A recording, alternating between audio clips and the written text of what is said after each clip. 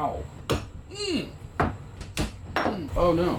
In 17 years of working leather, I've never backed away from a project. So when someone asked me to make a pair of boots, I said, sure, just let me learn how to make them first. I'm recording it all from first tack to final polish, and every mistake I make along the way. So follow me and let's make some footwear. Today we're starting small and learning just to make a toe box. We'll ignore everything else and focus on how to last the lining and upper and add a toe puff to increase stiffness. I'm not making a pattern just yet for the uppers. That's going to come in a later video, but I did need to know roughly how much leather to cut, so I wrapped tape around the last and flattened that out on paper to try to give me an idea of how much leather I'm going to need to wrap the last in. Then I added some allowance to go around the edge of the last onto the bottom.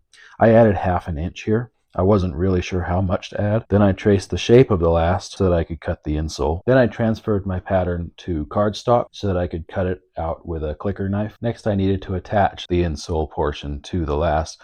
This turned out to be a lot more challenging than I expected. I just don't have the muscle memory. I tried a couple of different hammers as well because I just wasn't sure. I didn't realize that I didn't know which hammer to use. That was kind of funny. You need to put one tack at the toe because it's hard to form the leather around the toe. So that tack helps hold the leather in place at the toe. The one in the middle is normal, and then the other 3 in the back are less normal. They're just because I'm only lasting a toe and not the whole sole. Then I needed a way to form the leather around the last. At first I thought I could get away with using tape, but I definitely underestimated the stiffness of the leather. I ended up using string, which was good enough. Once that dried, I just removed the string. The leather was nice and tight around the last. And then I had to trim it to the shape of the last. You want it to be flush with the last. And then I realized that I didn't know how to use this knife. It seemed like the only way I could get leverage was to risk cutting my thumb off. I didn't really want to do that, so I tried switching to my Chartermade knife. And then I remembered that it's a whole lot easier to cut this if you get it wet first. Then things started going a lot easier after I wet it. The problem with this skiving knife was that it was really easy to nick the actual last, and I didn't want to risk damaging the last. So once I realized that was happening, I switched back to the Shoemaker's knife. It was a lot easier once the edge of the leather had been wet, but I still didn't really know how to use the knife. I ended up pausing and going and doing some extra research. Guide it with your main hand and pressure it with your offhand, just your finger. Then I realized that the leathers I had cut were too short. That 1/2 inch was not nearly enough allowance, so I needed to add some more. I added 3/4 of an inch more, which may have been too much, but at least it was enough. I'll probably go down to 1 inch total of extra allowance in the future. Ow.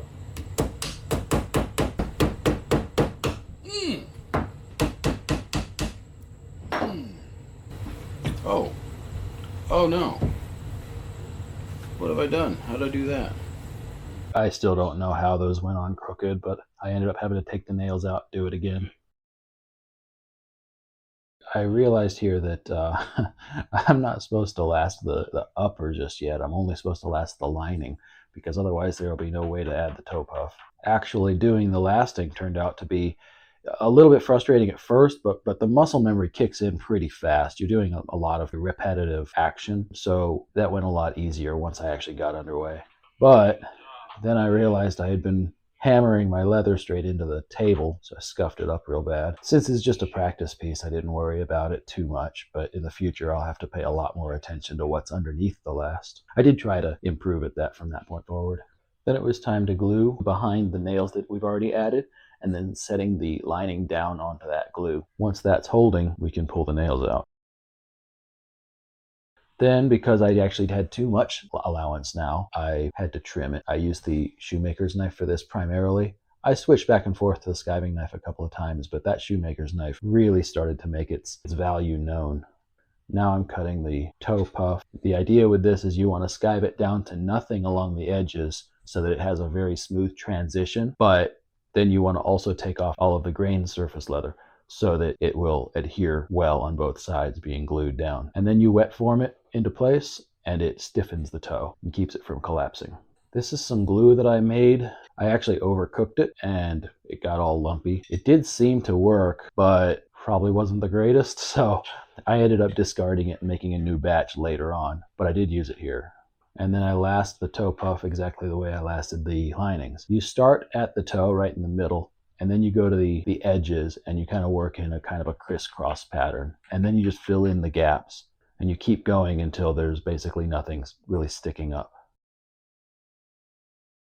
And you can see it's already starting to bunch up real bad at the toes. I think that since I'm not really working to an actual pattern, that worked against me. I did use the smaller template, the one with only 1/2 inch of allowance on this one, and it was still just way too much. And you can see how thick that leather is. Here I realized I don't actually have a French hammer with those flat backs on them, and that would have been really nice to have. So I may be buying one of those. When you bend down the nails, it pulls the leather even tighter. So that's a good way to wet form the toe puff. And because I had too much leather, you can see it really bulked up at the toe. Now I'm just going to trim that down. I think that that will be not as bad when I'm working to an actual pattern as opposed to my rough kind of tape thing, but it's something to keep in mind. I also realized I don't really have a set of pinchers for pulling these tacks out. That's really working against me. It is doable. You can see if I fidget with it, eventually I get the nails out, but it's a slow process. So considering tooling up here as well, I haven't decided yet because I don't actually need it, but it depends on how much time I'm going to lose on these things because it's pretty frustrating. And then I just trimmed down that toe puff, the excess bulk there. It's something you would have to do, I think, no matter what, but there was a lot more of it, I think, because I had so much extra bulky leather there. Once that's out of the way, I just skive that down with my skiving knife. You want to skive at each pass, I think. You want to skive the lining, then skive the toe puff, and then skive the uppers, because you don't want too much bulk building up there, and each layer will add more bulk.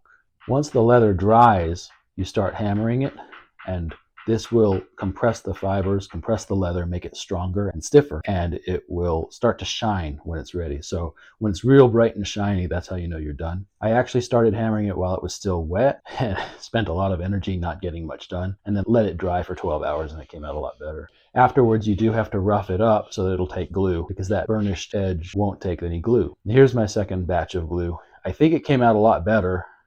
Then finally, it was time to last the uppers. Same process, starting at that middle of the front toe and then working around the edges. I had a bit of trouble finding where exactly the nails should go. I kept trying to place them too high, which is not good because then you end up with holes in the visible parts of your shoe. So that's not good at all, but I got there eventually. My nails are anything but straight, but it's only a first try. That's okay, right? Trimming once more. I think I trimmed it to about a 1/4 inch behind the nails. And here I started laying down the nails. This was a really bad choice, and I'm still not exactly sure why I did it. I think what I was thinking at the time was that it would help pull that leather tighter, but it wasn't really accomplishing anything because the leather wasn't wet, so it wasn't going to be wet formed. And it really worked against me when it came time to add the glue, because you would add the glue behind the nails the same as we did with the lining, but because the nails have been bent down like that, you can't get behind the nails. So bend the nails up, pull the nails out, glue underneath those nails, and then just work a few nails at a time. And that does work. It's a bit slower. It also has a tendency to pull up some of the leather that you've just glued down. Finally, I got wise, bent all the nails up without pulling them out, glued behind them, and then bent the nails down. This is the right process, because not only is it a lot faster, even faster if you didn't bend them down in the first place, but bending them down after gluing will pull the leather really tight and compress it down around the glue. It'll make sure you get really good adherence to that glue. So that's what I'll be doing from now on. And you can see me struggling with those nails. I'm probably going to have to get some pinchers or something that can help me pull those out more efficiently. Maybe it's more learning curve, I don't know. Too early to say maybe. Once more, skiving these uppers down. Here I realized that I should have taken those corner tacks out a long time ago, because I couldn't really get to them behind the lasted leather. And then it just kind of pops right off, and that's it. My first ever lasted toe. Biggest takeaway? I went a bit too heavy. 5-ounce uppers with a 7-ounce toe puff pushes this toe box into work boot territory. Next time I'll test something closer to 3-ounce uppers with a 5-ounce puff. If you've done all this before, what leather weights would you have chosen for a starter build? Drop your weights below and tell me why they work for you. Next time we'll learn to make a holdfast. All the tools and leathers I used are linked in the description below. Grab them there if you want to follow along.